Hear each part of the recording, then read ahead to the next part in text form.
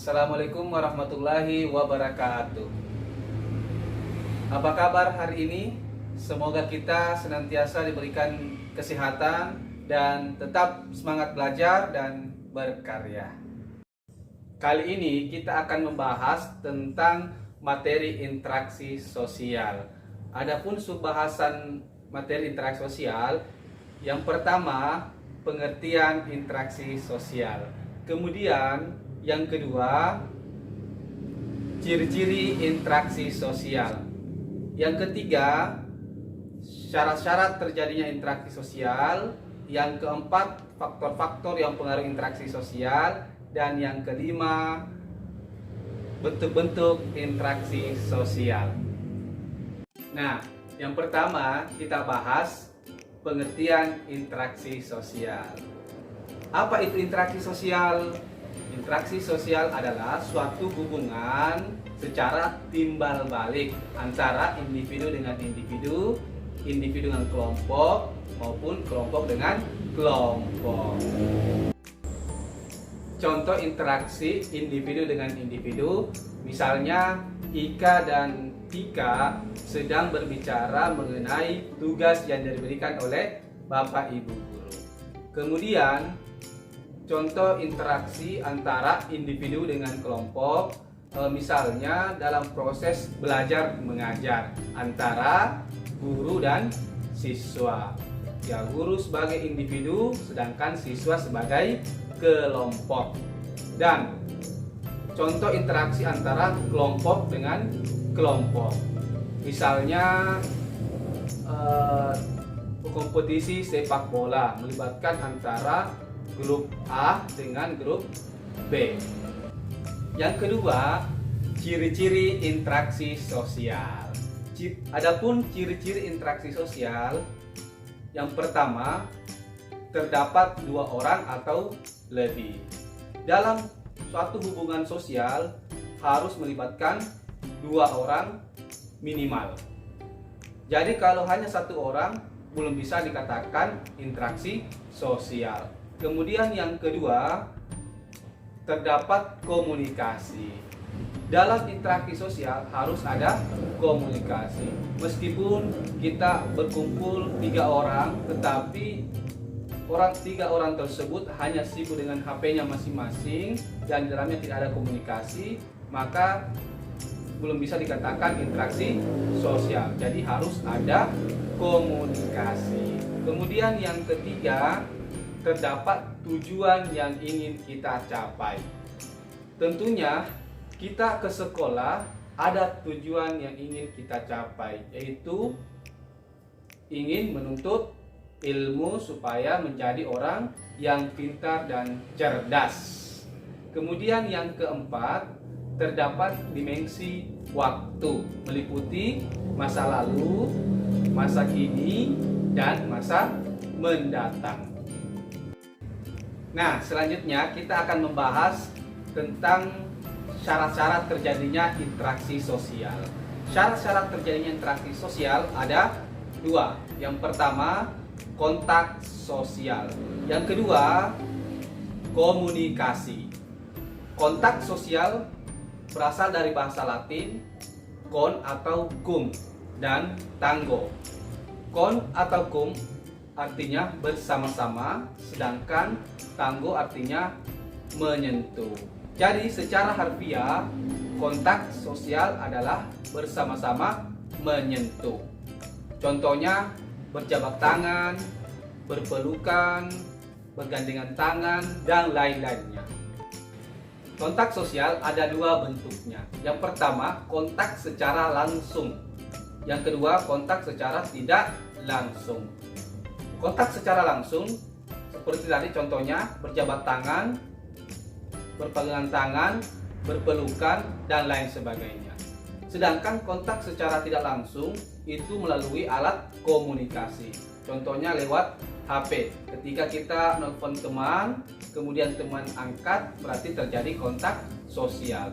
Atau mungkin sekarang ini kita belajar daring. Nah, ini salah satu kontak secara tidak langsung. Kemudian yang kedua, komunikasi.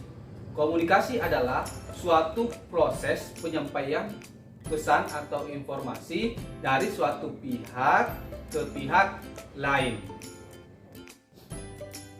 Adapun unsur-unsur komunikasi yaitu yang pertama komunikator. Komunikator adalah orang yang menyampaikan pesan atau informasi. Kemudian yang kedua komunikan.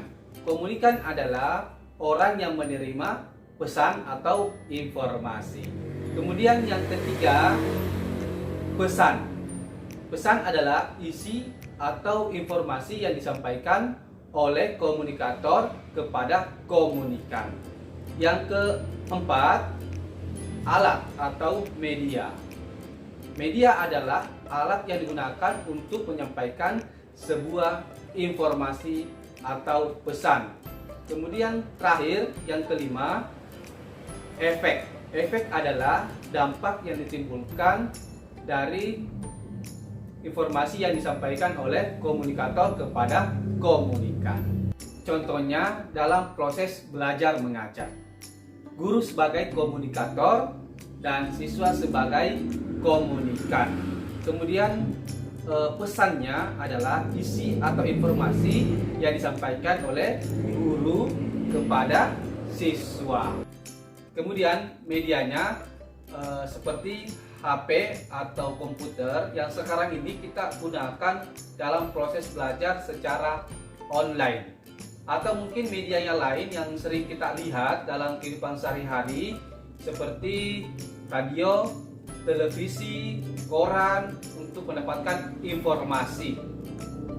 Dan selanjutnya efeknya itu bisa berdampak positif atau berdampak negatif, bergantung informasi yang kita dapatkan. Nah, setelah kita mengetahui apa itu interaksi sosial, ciri-cirinya dan syarat-syarat terjadinya interaksi sosial, sekarang kita akan membahas apa sih yang menjadi penyebab sehingga terjadi interaksi sosial. Nah, faktor-faktor yang menjadi penyebab sehingga terjadi interaksi sosial. Yang pertama, imitasi. Yang kedua, identifikasi. Yang ketiga, simpati. Yang keempat, empati. Yang kelima, sugesti. Dan yang keenam, motivasi. Faktor pertama, imitasi. Imitasi adalah suatu proses interaksi sosial dengan cara meniru sebagian perilaku atau penampilan orang lain. Contohnya, si Ani meniru cara berpakaian ibunya. Jadi yang ditiru hanya cara berpakaiannya saja. Faktor kedua, identifikasi. Identifikasi ini agak mirip dengan imitasi. Kalau imitasi, dia hanya meniru sebagian perilaku atau penampilan orang lain. Sedangkan kalau identifikasi itu meniru secara keseluruhan perilaku maupun penampilan orang lain. Contohnya si A meniru cara berbicara ibunya, cara berpakaiannya, cara jalannya, bahasanya, dan lain sebagainya. Tetapi kalau imitasi hanya meniru salah satunya saja, contohnya cara berpakaian ibunya. 3. Simpati. Simpati ini mengarah pada dorongan perasaan atau ketertarikan seseorang ke suatu hal yang berkaitan dengan perilaku atau penampilan orang lain. Contohnya si A kagum dengan prestasi yang didapatkan oleh si B. Yang keempat, empati. Empati ini hampir sama dengan simpati. Karena keduanya masing-masing ada dorongan perasaan. Kalau simpati, dorongan perasaannya itu hanya sekedar kagum, sekedar gembira dengan keadaan orang lain, atau sedih dengan kondisi orang lain.